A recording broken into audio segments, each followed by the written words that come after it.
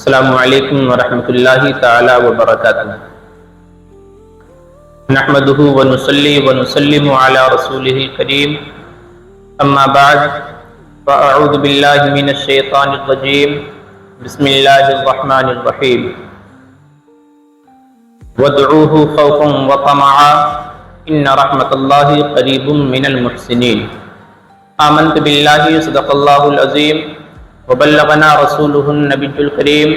ونحن على ذلك لمن الشاہدین والشاکرین والحمد للہ رب العالمین۔ من علینا ربنا اذ بعث محمدا ایدہ بایدہ ایدنا باحمدا ارسلہ مبشرا وارسلہ ممجدا صلوا علیہ دائما صلوا علیہ سرمدا۔ اللہم صلی علی سیدنا و مولانا محمد وانزلہ المقعد المقرب عندک یوم القیامہ۔ صلاۃ و سلاما دائما علیک یا رسول اللہ، صلاۃ و سلاما دائما علیک یا حبیب اللہ، صلی اللہ علیک وعلی آلک واصحابک وسلم۔ اللہ رب العزت کا ارشاد عالی شان ہے، وادعوہ خوفا وطمعا، تم اللہ رب العزت سے دعا کرو اس حال میں کہ تمہارے اندر خوف بھی ہو اور ساتھ ہی ساتھ امید بھی ہو۔ بے شک اللہ رب العزت کی رحمت نیک لوگوں سے قریب ہے۔ معزز ناظرین، اللہ رب العزت نے انسان کی فطرت میں دو جذبے رکھے ہیں۔ ایک جذبے کا نام ہے خوف اور دوسرے جذبے کا نام ہے امید۔ اگر صرف جذبہ خوف ہی ہوتا تو انسان اللہ رب العزت کی رحمت سے مایوس ہو جاتا، اور اگر صرف امید کے ہی جذبے ہوتے تو پھر انسان غفلت اور لاپرواہی کا شکار ہو جاتا۔ بہترین توازن کو قائم کرنے کے لیے اللہ رب العزت نے انسان کے اندر دونوں جذبے رکھے، ایک خوف کا جذبہ رکھا اور ایک امید کا جذبہ رکھا، تاکہ انسان اپنی زندگی کو اسی امید و خوف کے درمیان زندگی گزارے۔ یہ امید اور خوف کیا ہے، اس حوالے سے ایک روایت پیش کرتا ہوں تاکہ اگلی گفتگو سمجھنے میں آسانی ہو۔ کتابوں میں آیا امیر المؤمنین خلیفہ دوم حضرت عمر ابن خطاب رضی اللہ تعالی عنہ، ان کا بیان ہے کہ اگر روز قیامت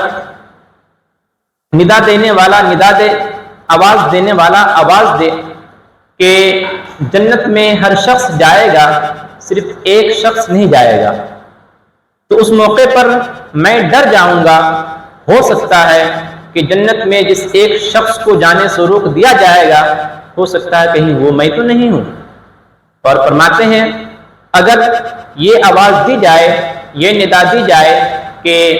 جنت میں کوئی نہیں جائے گا، صرف ایک شخص جائے گا، تو ایسی صورت میں اللہ رب العزت کی رحمت کاملہ اور رحمت واسعہ سے میں امید لگاؤں گا کہ ہو سکتا ہے کہ وہ ایک شخص جسے جنت میں جانے کی اجازت ملے گی، ہو سکتا ہے وہ میں ہی ہوں۔ تو شاید آپ کو یہ بات سمجھ میں آ گئی ہوگی کہ امید اور خوف کیا ہے۔ اسی امید اور خوف کے درمیان گزرنے والی زندگی بہترین زندگی کہلاتی ہے۔ قرآن کی تعلیم بھی یہی ہے، حدیث رسول صلی اللہ علیہ وسلم سے حاصل ہونے والا سبق بھی یہی ہے۔ بزرگان دین، اولیاء کاملین اور اللہ کے نیک بندوں کی جو زندگی ہم پڑھتے ہیں تو ان کی زندگی سے جو ہمیں سبق ملتا ہے، اس سبق کا خلاصہ بھی یہی ہے کہ ہماری زندگی امید اور خوف کے درمیان گزرے۔ قرآن پاک آپ پڑھیں، قرآن پاک میں اللہ رب العزت نے اگر کہیں اپنی رحمتوں کے تذکرے کیے تو وہیں پر ساتھ ساتھ عذاب اور وعیدوں کا بھی تذکرہ کیا۔ اگر اللہ رب العزت نے کچھ مقامات پر جنت کے تذکرے کیے تو وہیں پر جہنم اور اس کی سزا کا بھی تذکرہ فرمایا ہے۔ یعنی امید اور خوف دونوں کو اللہ رب العزت نے ذکر کیا ایک ساتھ۔ چنانچہ اللہ رب العزت کا ارشاد عالی شان ہے وَادْعُوهُ خَوْفًا وَطَمَعًا، لوگوں تم اللہ رب العزت کی بارگاہ میں دعا کرو اس حال میں کہ تمہارے اندر خوف بھی ہو اور امید بھی ہو۔ ان رحمت اللہ قریب من المحسنین، بے شک اللہ رب العزت کی رحمت نیک لوگوں سے قریب ہے۔ حضرات محترم، یہ آیت کریمہ سورہ اعراف کی ہے اور آیت نمبر 56 ہے۔ اسی طریقے سے ایک اور آیت کریمہ ہے جس سے یہ بات واضح ہو جاتی ہے کہ انسان کی جو زندگی ہو اسی درمیان گزرے۔ چنانچہ اللہ رب العزت نے ارشاد فرمایا، سورہ مائدہ کی آیت نمبر 98 ہے، اعلموا ان اللہ شدید العقاب وان اللہ غفور الرحیم، تم جان لو کہ اللہ رب العزت سخت عذاب والا ہے اور اللہ رب العزت بخشنے والا ہے اور مہربان ہے۔ آپ یہاں پر دیکھیں کہ اللہ رب العزت نے اپنے عذاب کا تذکرہ کیا، سخت عذاب کا تذکرہ کیا، تو آگے چل کر کے یہ بھی فرمایا کہ میں بخشنے والا بھی ہوں اور مہربان بھی ہوں۔ محترم ناظرین، یہاں پر رک کر کے ذرا میں ایک بات بتا دوں کہ آج ہمارے معاشرے میں ہماری زندگی کس قدر بے راہ روی کا شکار ہو چکی ہے، نیکیوں سے ہم دور رہنے لگے ہیں۔ اس میں بہت بڑا دخل ہماری کوتاہیوں اور ہماری سستیوں کا ہے، مگر کچھ نتیجہ آج کل کے خطبہ، واعظین اور مقررین کا بھی ہے۔ ان لوگوں نے لوگوں کے سامنے جا کر کے اللہ کی رحمتوں کے تذکرے کیے، اللہ کی رحمت اور اس کے بخشش کے تذکرے کیے، جنت کا تذکرہ کیا، جنت میں ملنے والی نعمتوں کا تذکرہ کیا، سنن و مستحبات کے فضائل بیان کیے، اور اتنے بڑے بڑے فضائل بیان کیے کہ شاید لوگوں کو لگا کہ انہی نیک کاموں کے کرنے کی وجہ سے ہم جنت کے حقدار ہو جائیں گے۔ لوگوں کے سامنے صرف اللہ کی رحمت کے تذکرے کیے گئے، یہ بتایا گیا اللہ بخشنے والا ہے، اللہ مہربان ہے، اللہ رحم کرنے والا ہے، جنت ملے گی، جنت میں یہ نعمتیں ملے گی، مگر یہ نہیں بتایا گیا کہ اللہ کا عذاب بہت دردناک ہے، اللہ نے بہت دردناک عذاب تیار کر رکھا ہے، جہنم بھی ہے، جہنم میں بہت زیادہ پریشانیاں بھی ہیں۔ صرف اللہ کی رحمتوں کے تذکرے کیے گئے اور اس کے غفور الرحیم ہونے کو بتایا گیا، جس کا نتیجہ یہ ہوا کہ آج بہت سارے لوگ بے راہ روی کے شکار ہو چکے ہیں اور صرف سنن و مستحبات میں ہی لگے ہوئے ہیں، فرائض و واجبات سے بہت زیادہ دور ہو چکے ہیں۔ حضرات محترم، یاد رکھیں ہماری زندگی وہی زندگی بہتر ہے جہاں پر امید بھی ہو اور ساتھ ساتھ خوف بھی ہو۔ چنانچہ اللہ رب العزت کا ارشاد عالی شان ہے، سورہ انعام کی آیت نمبر 165 ہے، ان ربک سریع العقاب وانہ لغفور الرحیم، بے شک تیرا رب عذاب میں دیر نہیں کرے گا ان لوگوں پر جو لوگ اللہ کی نافرمانیاں کرتے ہیں، جو لوگ اللہ اور اس کے رسول کے بتائے ہوئے راستے سے ہٹ جاتے ہیں، اوامر و نواہی کو بجا نہیں لاتے، فرائض و واجبات سے غفلت برتتے ہیں۔ وَإِنَّهُ لَغَفُورٌ الرَّحِيمٌ، اور بے شک تیرا رب بخشنے والا بھی ہے اور مہربان ہے ان لوگوں کو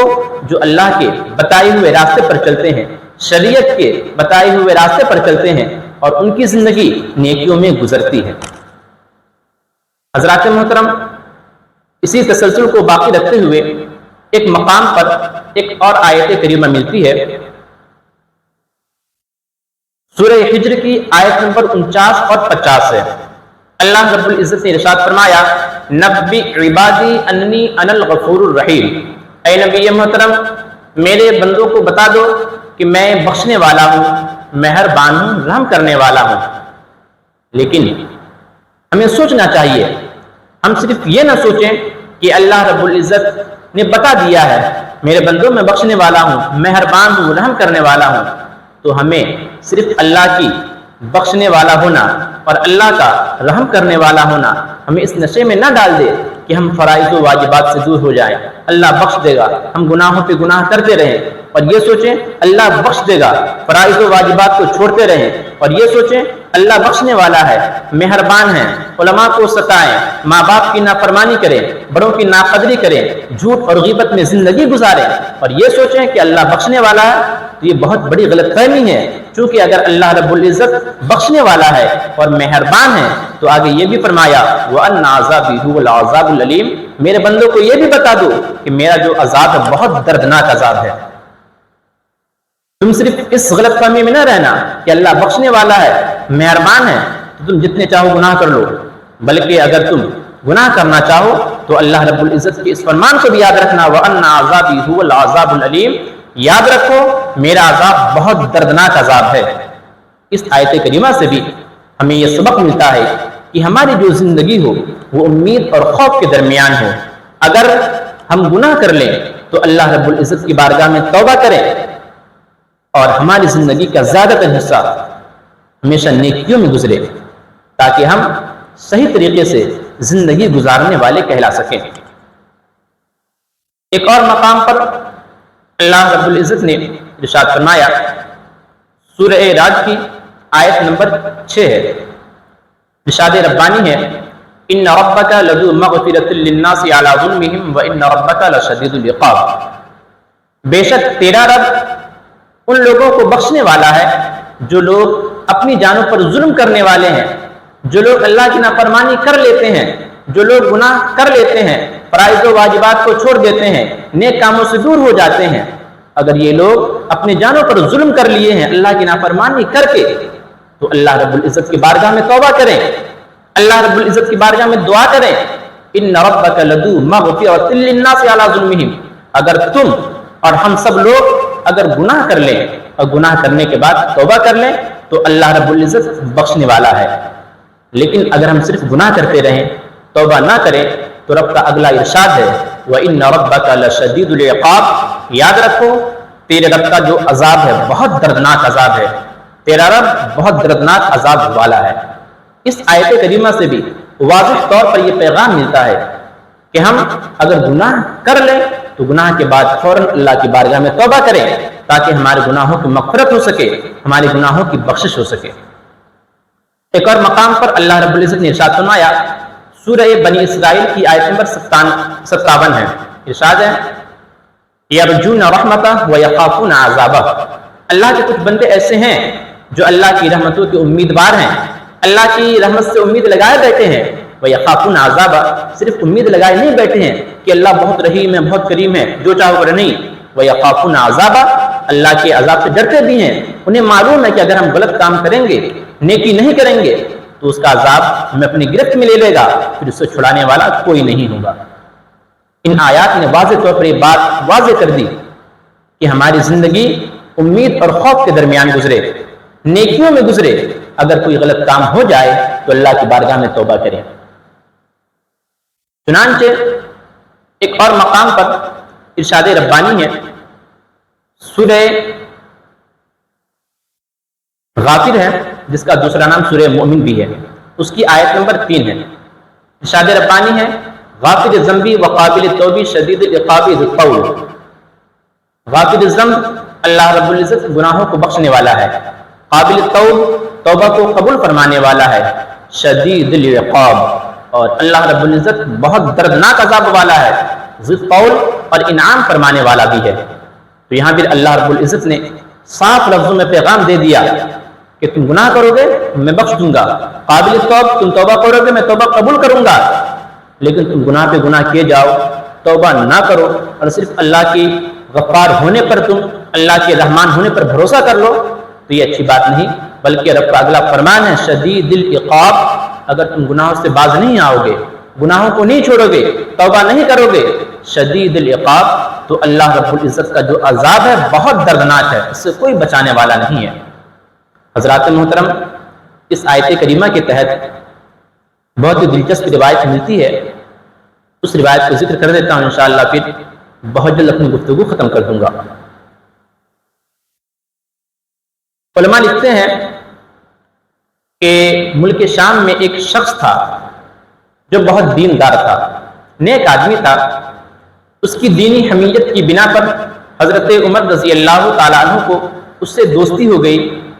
اور اسے اپنا دینی بھائی آپ کہا کرتے تھے۔ ایک دن کی بات ہے کہ شام سے ایک شخص آیا تو حضرت عمر ابن خطاب رضی اللہ تعالیٰ عنہ نے اس شام سے آنے والے شخص سے پوچھا، اے شام سے آنے والے شخص، ذرا یہ بتاؤ کہ میرا وہ دوست کیسا ہے؟ اس آنے والے شخص نے بتایا، امیر المؤمنین، وہ شخص راہ راست سے بھٹک چکا ہے، اس کی زندگی فسق و فجور میں گزرتی ہے، گناہوں میں گزرتی ہے، وہ عیاشیاں کر رہا ہے اور گانے سنتا ہے، غرض کے اس کی زندگی اب اچھی نہیں گزر رہی ہے بلکہ شریعت سے ہٹ کر اس کی زندگی گزر رہی ہے۔ جب آپ نے یہ سنا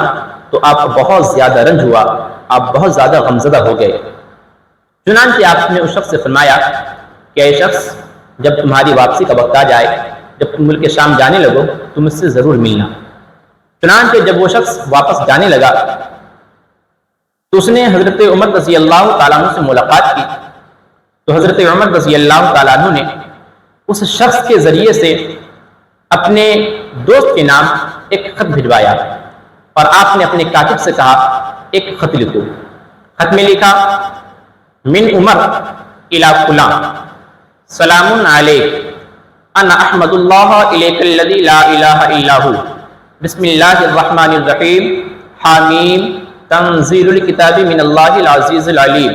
غافر الذنب وقابل التوب شدید العقاب ذی الطول، لا الہ الا هو الیہ المصیر۔ سورہ مومن، جس کا دوسرا نام سورہ غافر بھی ہے، اس کی یہ شروع کی 3 آیتیں لکھ دی اور لکھنے کے بعد اس خط کو روانہ فرما دیا، اور آپ نے اسی مجلس میں خود بھی دعا کی اور حاضرین مجلس سے اس کی ہدایت کے لیے آپ نے دعا کی گزارش بھی کی۔ چنانچہ جب وہ خط حضرت عمر رضی اللہ تعالیٰ عنہ کے دوست کے پاس پہنچا تو اس دوست نے خط کو دیکھنے کے بعد پڑھا، بہت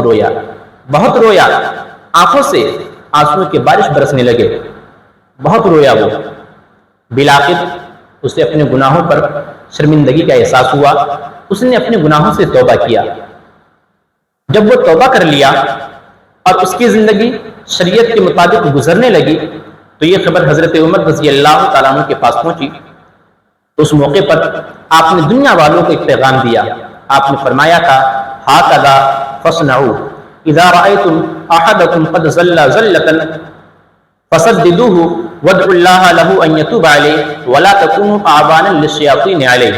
آپ نے فرمایا کہ اے لوگو، اگر تم دیکھو کہ تمہارا کوئی دینی بھائی راہ راست سے بھٹک چکا ہے، راہ راست کو چھوڑ چکا ہے، تو ایسے موقع پر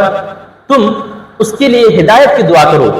تم فسددوہ، اس کو راہ راست پر لانے کی کوشش کرو، وادعوا اللہ لہ ان یتوب علیہ، اور اللہ رب العزت کی بارگاہ میں دعا کرو کہ اللہ رب العزت اس کی توبہ کو قبول فرما لے۔